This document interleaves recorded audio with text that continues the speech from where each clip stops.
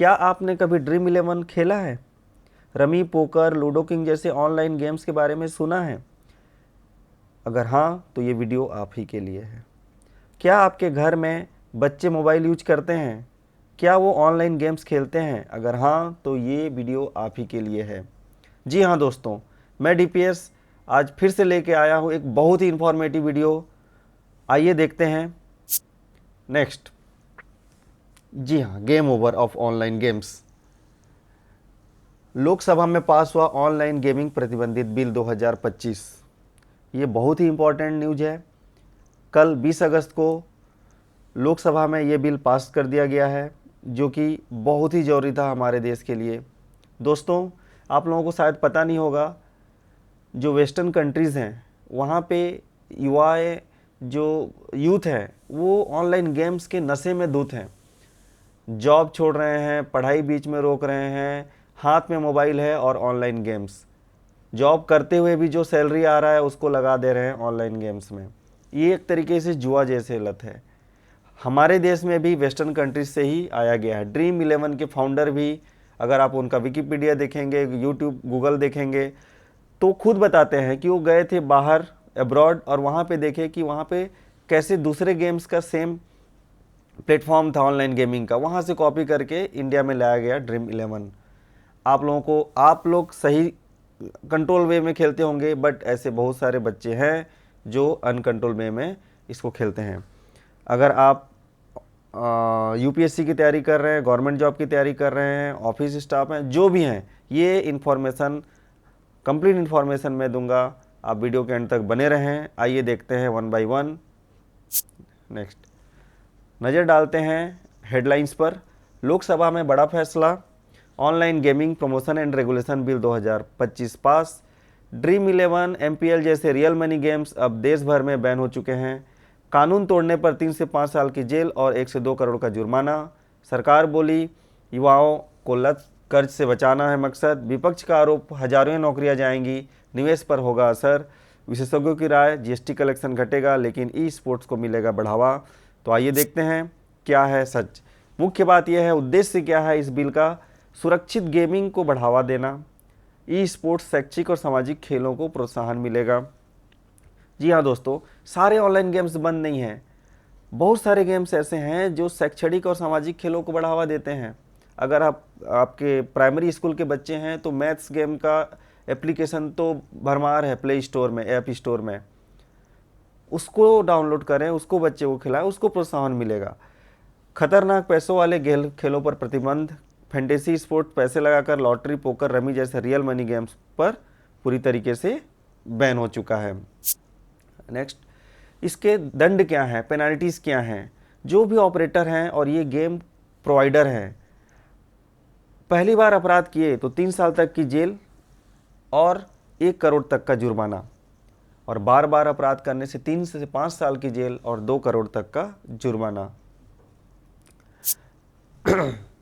लेकिन और जो इसको विज्ञापन करेगा, प्रमोट करेगा, उस पर भी दंड है, पेनल्टी है, 2 साल तक का जेल और 50 लाख तक का जुर्माना।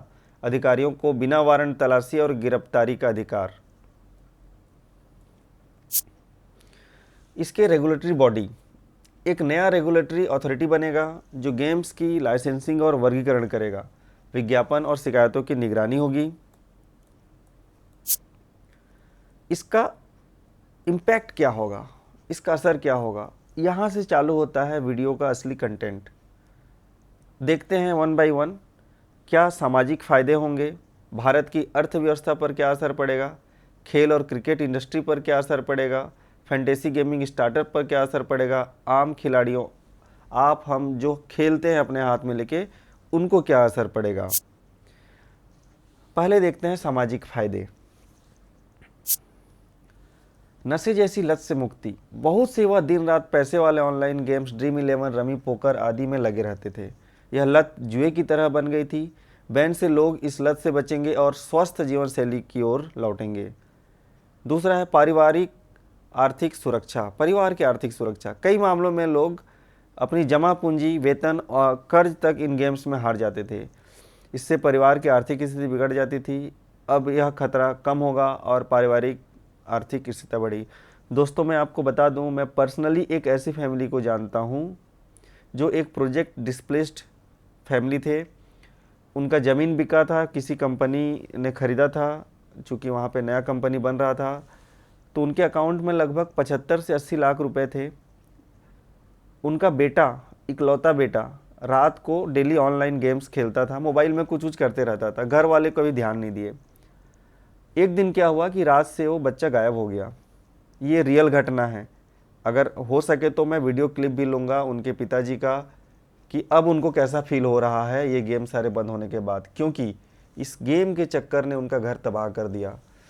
सुबह उठ के देखे, बच्चा नहीं था बिस्तर पे, रूम में नहीं था। दिन भर ढूंढने के बाद पता चला शाम को उनका बेटा सुसाइड कर चुका था। क्यों? क्योंकि ऑनलाइन गेम में सारे पैसे अकाउंट के खाली कर दिए थे उसने। 75-80 लाख रुपए। आज के टाइम पे उनके पास एक फुटी कौड़ी नहीं है। जो ज़मीन है ऑलरेडी चला जा चुका है, जो पैसा था वो भी जा चुका है, इकलौता बेटा भी जा चुका है। ऐसे भी उदाहरण हैं अपने आसपास। खैर आगे बढ़ते हैं। मानसिक स्वास्थ्य में सुधार। हारने वाले खिलाड़ियों में तनाव, डिप्रेशन और आत्महत्या तक के मामले सामने आए थे। बैन के बाद लोगों पर मानसिक दबाव और चिंता घटेगी। बच्चों और युवाओं की सुरक्षा। कई बच्चे माता पिता के पैसे छिपाकर इन ऐप्स में लगा रहे थे। अब उन पर निगरानी रखना आसान होगा और वे पढ़ाई, खेलकूद और स्किल डेवलपमेंट पर ध्यान देंगे। समाज में अपराधों की कमी। जी हाँ दोस्तों, पैसे हारने के बाद चोरी, धोखाधड़ी और घरेलू विवाद जैसे घटनाएं बढ़ रही थी। अब इन अपराधों में कमी आने की उम्मीद है। सकारात्मक विकल्पों का बढ़ावा। परिवार अब अपने बच्चों को ई स्पोर्ट्स, शिक्षा आधारित गेम्स, खेलकूद और अन्य हॉबीज की ओर प्रेरित कर सकेंगे। यानी समाज में स्वास्थ्य, मनोरंजन और खेल संस्कृति को बढ़ावा मिलेगा। निष्कर्ष सामाजिक फायदे के। इस बिल से आम जनता को आर्थिक सुरक्षा, मानसिक शांति और पारिवारिक स्थिरता मिलेगी। लत, कर्ज और अपराधों में कमी आएगी। बच्चे और युवा पढ़ाई और सकारात्मक गतिविधियों पर ध्यान दे सकेंगे। समाज पर इसका दीर्घकालिक सकारात्मक प्रभाव पड़ेगा। दोस्तों, आप लोगों को लग रहा होगा कि मैं इतने डिटेल में क्यों बता रहा हूँ। मैं खुद एक यूपीएससी का एस्पायर रह चुका हूँ, तैयारी कर चुका हूँ। हमको निबंध लिखने के लिए आता है। हमारे पास कंप्लीट इन्फॉर्मेशन होना चाहिए। हम ऑफिस स्टाफ हैं, हमको डिस्कशन करना है। हमारे नॉलेज हर किसी को चाहिए, इसीलिए मैं डिटेल में कर रहा हूँ। आप चाहे तो 2x में भी वीडियो को देख सकते हैं, बट एंड तक बने रहें। भारत की अर्थव्यवस्था पर असर। जी हाँ दोस्तों, ये एक बहुत बड़ा फैक्टर है। हम सोचे नहीं थे कि धीरे धीरे ये ऑनलाइन गेमिंग भारत की अर्थव्यवस्था को पर इस तरीके से असर डाल सकती हैं। आप सोच के दंग रह जाएंगे कि कितना अमाउंट का इसमें टैक्स कलेक्ट होता था, जीएसटी मिलता था गवर्नमेंट को। देखते हैं आगे। फर्स्ट, टैक्स और जीएसटी कलेक्शन में गिरावट। फैंटेसी गेम और रियल मनी गेम से सरकार को हर साल लगभग 30 करोड़ रुपए का जीएसटी टैक्स मिलता था, अब जो कि पूरी तरीके से बंद हो जाएगा। 30,000 करोड़। अब इन पर बैन से सरकार के राजस्व में आय घटेगी। एफडीआई पर असर। विदेशी निवेश। भारत का ऑनलाइन गेमिंग सेक्टर स्टार्टअप्स में सबसे अधिक माना जाता था। चूँकि यहाँ पे अभी बहुत शुरुआती कंडीशन था, फल फूल रहा था, तो विदेश से बहुत ज़्यादा एफडीआई आ रहा था। Dream11, एमपीएल जैसी कंपनियों में हजारों करोड़ रुपए का विदेशी निवेश हुआ है। अब निवेशक पीछे हट सकते हैं, जिससे स्टार्टअप सेक्टर पर नेगेटिव सिग्नल जाएगा। भारत की अर्थव्यवस्था पर असर। अगला, रोजगार पर चोट। फैंटेसी गेमिंग इंडस्ट्री में 50,000 से भी ज़्यादा प्रत्यक्ष और लाखों अप्रत्यक्ष नौकरियां थी। Tech, design, customer support, marketing, payment gateway, application बनाना, मेंटेन करना, इन सब में बहुत सारे एम्प्लॉयज़ थे। अब सबकी नौकरी खतरे में है। बैन के कारण इन नौकरियों पर सीधा असर। स्टार्टअप यूनिकॉर्न्स को झटका। Dream11 और एमपीएल जैसे स्टार्टअप्स भारत के यूनिकॉर्न मतलब एक तमगा है, जो $1 बिलियन वैल्यूएशन वाले स्टार्टअप्स हैं। इनको बहुत बड़ा झटका लगा है। इनके बिजनेस मॉडल पर पूरा असर पड़ेगा और इनकी वैल्यूएशन गिर सकती है। स्टार्टअप इकोसिस्टम की ग्लोबल इमेज भी प्रभावित होगी। शिफ्ट टू ई स्पोर्ट्स और एड टेक। अब निवेश और फंडिंग को focus e sports, casual gaming और एड टेक आधारित गेम्स की तरफ शिफ्ट हो सकता है। इससे नए स्टार्टअप को अवसर मिलेगा, लेकिन स्केल और मुनाफा वैसा बड़ा नहीं होगा जैसा फैंटेसी गेम में था। काला बाजार और अवैध प्लेटफॉर्म खतरा। जी हाँ दोस्तों, ये बहुत ही इम्पोर्टेंट है। क्या होता है कि अगर जिस स्टेट में शराब बंद कर देते हैं तो बॉर्डर से इलीगल तरीके से शराब आने लगते हैं, दूर दराज गाँव में बनने लगते हैं। जहाँ तंबाकू बैन होता है वहाँ पे कहीं से चुपके से लाया जाता है। वैसे ही ये है, बैन से कई यूजर्स वीपीएन या अनाधिकृत विदेशी ऐप्स का सहारा लेके खेल सकते हैं और इससे मनी लॉन्ड्रिंग, टैक्स चोरी और धोखाधड़ी का खतरा और बढ़ सकता है। निष्कर्ष ये है कि अर्थव्यवस्था पर शॉर्ट टर्म झटका पड़ेगा, टैक्स, निवेश और नौकरियां घटेंगी, स्टार्टअप इकोसिस्टम की वैल्यूएशन और निवेश भरोसा प्रभावित होगा, लेकिन लंबे समय में ई स्पोर्ट्स, एड टेक और सुरक्षित गेमिंग को बढ़ावा मिलेगा। सरकार को अवैध और विदेशी प्लेटफॉर्म पर सख्त निगरानी रखनी होगी। अब देखते हैं खेल और क्रिकेट जगत में इसका क्या इफेक्ट होगा।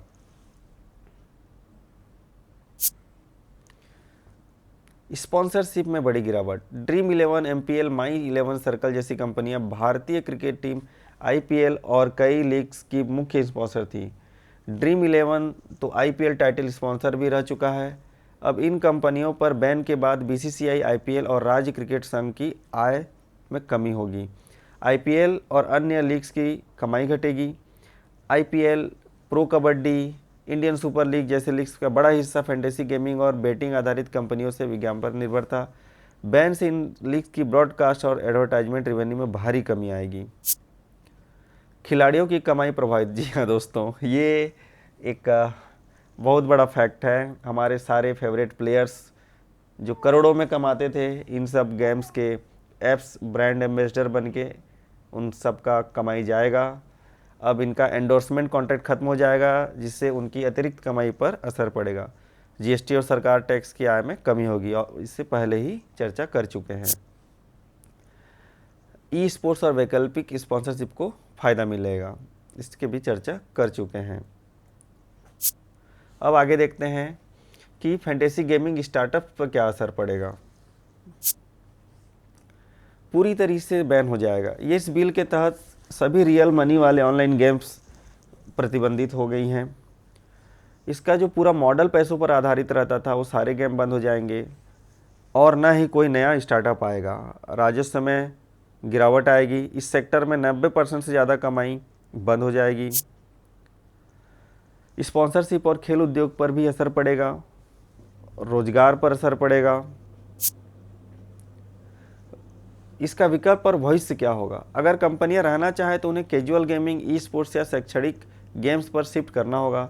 वे कैशलेस मॉडल, सिर्फ रिवार्ड पॉइंट्स या गिफ्ट्स पर काम कर सकती हैं और अपने गेम्स में ऐड दे सकती हैं, लेकिन वर्तमान स्केल और प्रॉफिट वैसा नहीं रहेगा। रोजगार पर असर पड़ेगा। हम जैसे आम खिलाड़ियों पर क्या असर पड़ेगा, आइए देखते हैं। रियल मनी गेम्स अब नहीं खेल पाएंगे, यानी कि 50 लगाओ और 500 जीतो वाले मॉडल ख़त्म। कुछ मेरे ऐसे पहचान में हैं जो रियल में बहुत अच्छा खेलते थे, बहुत बार उन्होंने पैसा कमाया भी है। वो लोग भी ये वीडियो देख रहे होंगे, मेरे को पता है। ड्रीम 11 में खास करके 11 माई सर्कल में दे आर एक्सपर्ट। अब वो पैसा नहीं कमा पाएंगे। कोई बात नहीं दोस्तों, आप कमाते थे, लेकिन किसका कमाते थे? कोई ना कोई तो कमाता था, किसी का घर तो रोटी छीनता था। ऐसे पैसे का क्या करना। लत और वित्तीय नुकसान से राहत।